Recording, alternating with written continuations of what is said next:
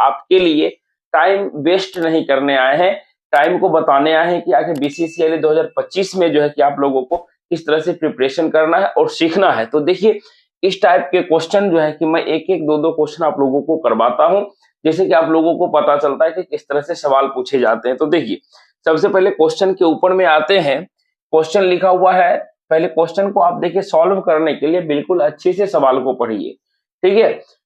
लिखा हुआ है the coordinates of the points A B C D, यानी कि 4 को पॉइंट दिया हुआ है जिसका कोऑर्डिनेट दे रखा है बी ए, यानी ए का कोऑर्डिनेट है 1 2 3, जबकि बी का कोऑर्डिनेट है 4 5 7, सी का कोऑर्डिनेट है -4 3 -6 एंड डी का कोऑर्डिनेट है 2 9 2 रिस्पेक्टिवली। तब आपसे पूछा जा रहा है then find the angle between A B and C D, यानी कि ए बी और सी डी से जो एंगल बन रहा है उसका एंगल को फाइंड करना है। तो आप क्वेश्चन को अच्छे से समझ गए, एमसीक्यू रहेगा। अब देखिए होता क्या है कि सर क्वेश्चन समझ गए लेकिन सॉल्व कैसे होगा पता नहीं चलता। क्वेश्चन पढ़ने में आसान लग रहा है और बच्चे लोग उलझ जाते हैं क्वेश्चन बैंक में, सर ऐसा सवाल देखा मैंने नहीं सॉल्व हो रहा है। क्योंकि हम शुरुआत से बताए हैं कि आप लोगों का लेवल थोड़ा सा अप रहता है, ठीक है। इसके लिए देखिए अगर हम फॉर्मूला भी आपको बता देते हैं तो देखिए यहाँ से जो है कि एंगल बिटवीन, यहाँ देखिए क्या लगेगा थ्योरी, यानी कि एंगल बिटवीन यहाँ पे हो जाएगा 2 लाइन्स। क्या हो जाएगा यहाँ पे देखिए, क्योंकि ए बी सी डी है, ए से बी अगर हम बोले तो ए से बी क्या हो जाएगा भैया, ए बी तो एक क्या करेगा स्ट्रेट लाइन ही निर्माण करेगा, सी डी भी मानिए एक स्ट्रेट लाइन ही तय करेगा जिसका कोऑर्डिनेट दे रखा मानिए 1 2 3, जबकि बी का कोऑर्डिनेट है 4 5 7, ठीक है। सी का कोऑर्डिनेट है -4 3 -6 और डी का कोऑर्डिनेट है 2 9 2, ये दिया रखा है। लेकिन क्या बोला कि आपको एंगल निकालना है। एंगल कब क्रिएट होता है, जब तक कि यह दोनों लाइन अपने आप को इंटरसेक्ट करेगा, यानी कि कहीं ना कहीं मानिए कि हो सकता है सीडी लाइन कहीं ना कहीं किसी से पर जो है कि कहीं ना कहीं इंटरसेक्ट कर जाएगा, तब जो है कि एंगल बनेगा। इधर लीजिए एबीसीडी जो भी आपको बोला है, ठीक है। क्वेश्चन देखने में तो आसान लगा। तो यहाँ देखिए क्या होता है, अगर आपसे ऐसा कुछ पूछा जाए तो आप सीधा सीधे लिखिएगा यहाँ से cos theta equal to formula होता है a1 into a2 plus b1 into b2 plus c1 c2 बट्टे अंडर रूट यहाँ पे होता है a1 का स्क्वायर प्लस b1 का स्क्वायर प्लस c1 का स्क्वायर इंटू a2 का स्क्वायर प्लस b2 का स्क्वायर प्लस c2 का स्क्वायर। अब देखिए आपको हम फॉर्मूला भी बता दी, फिर भी आप क्या बना पाइएगा, क्या यहाँ से आपको ये भी जानना पड़ेगा ए क्या है, बी क्या है, सी क्या है, ठीक है। अगर आप एबीसी के बारे में जान गए तो 1 का मतलब होगा पहला वाला लाइन के लिए है, A2 क्या हो जाएगा दूसरे वाले लाइन के लिए है, ठीक है। कल हमने आपको बताया भी था डायरेक्शन रेशियोज के बारे में। डायरेक्शन रेशियोज को हम लोग क्या करते हैं, ए बी सी से डिनोट करते हैं, जबकि डायरेक्शन कोसाइंस को एल एम एन से डिनोट करते हैं, ठीक है। ये चीज आपने समझ गया। तो कहीं ना कहीं क्वेश्चन में क्या चीज का चर्चा हो रहा है, एबीसी का चर्चा है, तो मतलब डायरेक्शन रेशियोज का चर्चा है। आप लोग अच्छे से समझ गए। सर अब क्या करना है, तो देखिए जब डायरेक्शन रेशियोज का चर्चा है तो स्वाभाविक सी बात है डायरेक्शन रेशियोज। अब देखिए दो लाइन है, ए बी का चर्चा किया, पहले हम लोग ए बी के लिए डायरेक्शन रेशियोज निकाल लेते हैं, फिर क्या करेंगे सी डी के लिए। तो डायरेक्शन रेशियोज का कल मैंने फॉर्मूला भी बता दिया था, सिंपल सी बात है। क्या होता है x2 minus x1 into y2 minus y1 into z2 minus z1, into नहीं यानी कोमा होता है, सब अलग अलग होता है, ठीक है।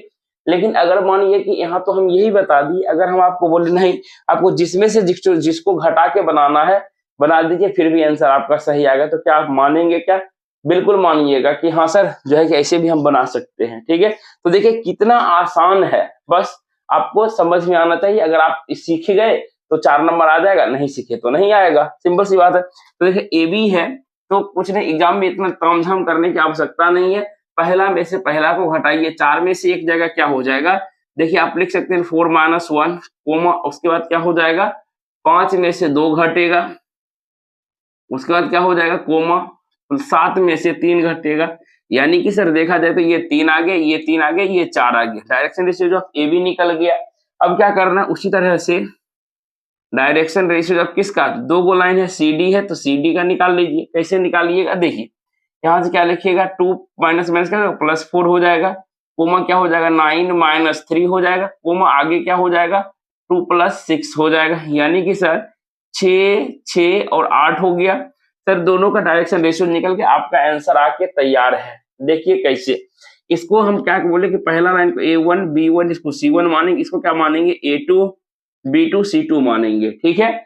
अब आसानी से चूंकि एंगल निकालना है तो क्या लिखेंगे, cos थीटा बराबर क्या हो जाएगा, देखिए A1 गुना A2, इसलिए सीधा सीधी लिखे, छतरी कितना हो जाएगा 18 प्लस B1 B2 छतरी 18 प्लस कितना हो जाएगा 8 चौकी 32 लिख दिए, बटा में देखिए यहाँ पर क्या हो जाएगा ABC, इस तीनों का स्क्वायर करना, 3 तिया 9, यहाँ स्क्वायर करेंगे क्या हो जाएगा 3 तिया 9 प्लस 9 प्लस 16, 16 9 25 9 34, रूट अंडर 34 हो गया। उतना एग्जाम में करने की जरूरतें नहीं है क्योंकि आपको MCQ करना है, ठीक है। अब आगे देखा जाए तो A2 B2 C2 क्या हो जाएगा, देखिए 6 छके 36, 6 छके 36, 8 8 64, 6 4 10 10 4 14, 6 3 9 3 12 1 13, 134 हो गया। 134 को हम लोग क्या लिख सकते हैं, 68 दूनी 134, यानी कि यहाँ से 17 17 गुनी 4, यानी कि इसको देखिए आप तोड़ के जब लिखिएगा इसको 2 रूट 34 लिख सकते हैं क्या, देखिए तो बिल्कुल सर लिख सकते हैं। देखा जाए यहाँ से सर 2 6 जा 12 2 8 जा 6 2, यहाँ से 2 कितना हो जाएगा 2 छक्के 12, 2 छक्की 12, 6 6 12 4 16 होगा बाबू रे, यहाँ पर 136 होगा, 2 छक्के 12 2 8 16, 2 तिया 6 34, यानी कि देखिए 2 17, यानी कि पेयर लग गया तो 2 रूट 34 लिखिए। सर क्या फायदा है, अब देखा जाए आगे तो देखिए यहाँ से cos थीटा है तो क्या करिएगा, देखिए 8 8 16 16 17 18 हो जाएगा, 3 1 4 1 5, यानी कि 5 1 6, यानी कि ऊपर में हमको आ रहा है 68 और नीचे में देखिए तो 2 गुना रूट 30 गुना रूट 34 कितना हो जाएगा 68 ही हो जाएगा ना, यानी कि 68। सर कट गया तो क्या हो गया, ऊपर नीचे 1 हो गया। यहां से देखा जाए तो कॉस्ट, अब ये देखिए कॉस्ट थीटा में किसका वैल्यू 1 होता है, क्योंकि साइन 90 का वैल्यू 1 होता है,